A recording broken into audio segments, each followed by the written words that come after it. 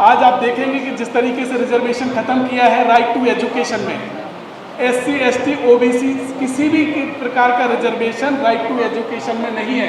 ये जो आर्थिक आधार है ये कंप्लीटली कॉन्स्टिट्यूशनल फ्रॉड है। ये मध्य प्रदेश में सिर्फ दो ही पार्टी एग्जिस्टेंस में है, कांग्रेस और बीजेपी, और दोनों ही एक दूसरे से मिली जुली हैं, उनका कोलोब्रेशन है, और दोनों ही पार्टियां डायरेक्टली और इनडायरेक्टली RSS ही चला रहा है। कि आप सभी लोग संगठित, चर्चा तो सभी ने की, संगठित होना मन में ठान लो।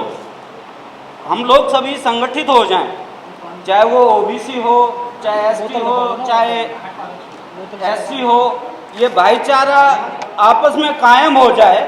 बहुतायत मात्रा में हम संगठित होकर एकदम दावा बोलें कि हमें चुनाव में अपने अपने कैंडिडेट उतारने हैं। अगर हम अपनी भागीदारी सुनिश्चित करें, और जैसे हमारे विधायक जी अभी आए हैं, MLA साहब हैं, बिना जनता के इलेक्शन नहीं जीता जा सकता, और जनता हमारी है, हम सब लोग जानते हैं। ऐसा कोई व्यक्ति नहीं है जो ये नहीं जानता हो कि हमारी जनता नहीं है। सभी ने बोला है हमारी जनता है, और कैसे जनता है ये हमें सोचना चाहिए। जनता जब ही मानी जाएगी कि हमारी 50, 52, 55, 56, 80, 85 तक हम लोग गुणगान कर रहे हैं। जब तक 85% जनता हमारा साथ दे एक दूसरे का, तो ऐसा है वो दिन दूर नहीं है जब हम सत्ता पे काबिज हो जाएं। ऐसा दिन दूर नहीं लगता, और जब हमारे हाथ में सत्ता होगी तो सारा ही खेल हमारा होगा।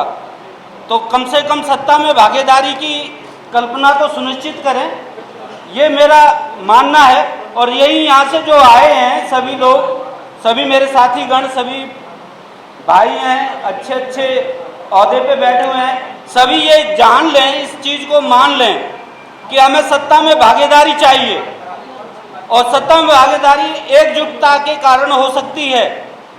तो सभी भाईचारा एक साथ मिलकर जहाँ भी हमारे महासभा के कैंडिडेट जाएं, कोई प्रोग्राम करें, मीटिंग करें, या कोई किसी व्यक्ति का पर्चा दाखिल करें किसी भी क्षेत्र में, उसमें सब संगठित होकर प्रयास करें। मेरा तो यही कहना है, अगर ये विधानसभा, लोकसभा और ये लोकल चुनाव जो भी हैं, OBC ST के जितने भी 85 से लेकर 92 तक के दावा कर रहे हैं, 7% ही अदर बताते हैं, तो मैं वो दावा तभी सही मानूंगा जब हमारी सीटें वहाँ से निकलें। और संगठन क्यों जरूरी है मैं आपको बता दूं, इसलिए ज़रूरी है, ये बात OBC की नहीं है, ये प्रोटेक्शन है SC ST के लोगों के लिए भी। अगर OBC का संगठन सही तरीके मजबूती से काम करेगा तो SC ST का भी रिजर्वेशन बचा रहेगा। आज आप देखेंगे कि जिस तरीके से रिजर्वेशन खत्म किया है राइट टू एजुकेशन में, SC ST OBC किसी भी प्रकार का रिजर्वेशन राइट टू एजुकेशन में नहीं है। तो ये शुरुआत कर दी थी कांग्रेस गवर्नमेंट ने रिजर्वेशन को ख़त्म करने की, और उन्होंने ये पैमाना लगाया था आर्थिक आधार पर रिजर्वेशन शुरू करने का। ये जो आर्थिक आधार है ये कंप्लीटली कॉन्स्टिट्यूशनल फ्रॉड है। ये मैं नहीं कहता हूँ, ये सुप्रीम कोर्ट के 9 जजेस ने कहा था इंदिरा साहनी मैटर में। तो जब ये जो जिस तरीके से कॉन्स्टिट्यूशनल का ब्रीच हो रहा है, जिस तरीके से कॉन्स्टिट्यूशनल प्रावधानों का उल्लंघन हो रहा है, तो ऐसे में हम लोगों को एकजुट होकर अपनी बात रखनी होगी और अपने अधिकारों को सुरक्षित रखना होगा। तभी इस संगठन का और हमारे जो और संगठन है उन लोगों का कोई मतलब रह जाएगा। सबसे बड़ी आज लड़ाई हमारे ऐसे संगठन से है, जो ऐसा संगठन जो अन्याय करने के लिए आप लोगों के लिए खड़ा हुआ है, RSS, वो एकजुट होकर सारे अधिकार, सारे आपके जंगल, जमीन, आपके प्रतिनिधित्व हर जगह को कब्जा करके बैठे हुए हैं। तो आज हमें ज़रूरत है कि हम लोग संगठित होकर वो अन्याय के खिलाफ न्याय की लड़ाई लड़ सकें। इसके लिए हमें संगठित होने की ज़रूरत है। ये लड़ाई ये छोटी लड़ाई नहीं है, स्वतंत्रता आंदोलन से भी बड़ी लड़ाई बन के उभरेगी। जिस तरीके से, चूँकि मैं मध्य प्रदेश से भी आता हूँ, तो मध्य प्रदेश में क्या खेल चल रहा है मैं वहाँ का भी बताना चाहता हूँ। मध्य प्रदेश में सिर्फ दो ही पार्टी एग्जिस्टेंस में है, कांग्रेस और बीजेपी, और दोनों ही एक दूसरे से मिली जुली हैं, उनका कोलोब्रेशन है, और दोनों ही पार्टियां डायरेक्टली और इनडायरेक्टली RSS ही चला रहा है। क्योंकि जब भी राज्यसभा की सीट्स आती हैं तो 6-7 ब्राह्मण वहाँ से आ जाते हैं और वो भी उनके चुन के वहाँ से भी वही लोग बैठ जाते हैं। तो ज़रूरत है हम लोग ऑर्गेनाइज होने की, हम लोग इकट्ठे होंगे तभी हम अपने अधिकार के लिए प्रोटेक्ट कर पाएंगे। तो ये लड़ाई हम अन्याय के खिलाफ लड़ने के लिए न्याय के तरफ से हम आह्वान करेंगे कि हम लोग सब इकट्ठे मिलके इस लड़ाई को आगे बढ़ाएं। ये लड़ाई एक स्वतंत्रता आंदोलन की तरह एक नई शुरुआत करें। कि दिल्ली में पहली बार हमने ऐसा ओबीसी का कार्यक्रम देखा है जहां आम लोगों की भागीदारी हो रही है।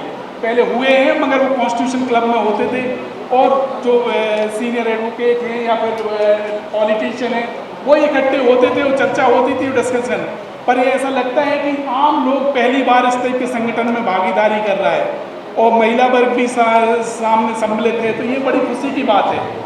अगर इस तरीके से हम छोटी छोटी जगह में या इंटीरियर दिल्ली में हम लोग कार्यक्रम करेंगे, हम ऑर्गेनाइज होंगे तो हम इन शक्तियों का मुकाबला कर पाएंगे। मैं सिर्फ यही कहूँगा कि हमें अन्याय के खिलाफ में न्याय की लड़ाई के लिए इकट्ठे होना है और पूरी ताकत से इकट्ठा होना है। हमने मांग रखी थी अपने कमीशन में, उसको पास करके हमने फाइल बना के माननीय मंत्री जी के द्वारा वो हमने सरकार ने भेजी। सरकार ने वो फाइल आगे भेजी। हमारी सरकार की दोनों टांग काटी हुई आप लोगों ने पता है। पार्लियामेंट के अंदर सरकार को काम ना करे, सरकार के लिए लोग तो सरकार में के लोगों की भलाई के लिए काम करने के लिए ताकत देते हैं। जो सेंट्रल गवर्नमेंट है वो हमारी सरकार को, केजरीवाल जी किस तरह हमारी सरकार काम ना कर पाए, पार्लियामेंट के अंदर हमारी सरकार को कमज़ोर करने के लिए वो एक बिल लेके आते हैं और बिल ला के ताकत दे रहे हैं गवर्नर साहब को, एलजी साहब को। तो हमारी फाइल हम जो कितना कर लें रोक के बैठ जाते हैं और फिर आपकी जो ये आवाज़ है इसको दबने नहीं दूँगा। हमारी कोशिश रहेगी कि इसको हम जनगणना शुरू कराएँ।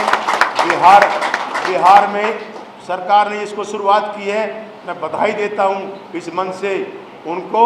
और दिल्ली के अंदर भी हम लोग किसी न किसी तरीके से रास्ता निकाल के राजेंद्र पाल गौतम जी इसमें हमारा साथ दे रहे हैं। माननीय मुख्यमंत्री जी का हमें आशीर्वाद प्राप्त है। हमारी सरकार ओबीसी के एक एक नागरिक के साथ है। मैं आपका वादा भूला नहीं हूँ, मैं उसको पूरा करने करूँगा, ये मेरा निश्चय है।